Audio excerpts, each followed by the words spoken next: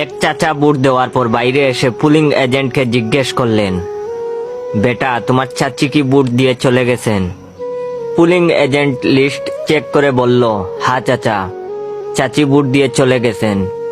তখনই চাচা বললেন, ইস, যদি একটু তাড়াতাড়ি আসতাম তবে তার সাথে দেখাটা হয়ে যেত। তখন পুলিং এজেন্ট অবাক হয়ে জিজ্ঞেস করলো, কেন চাচা, চাচি কি আপনার সাথে থাকেন না?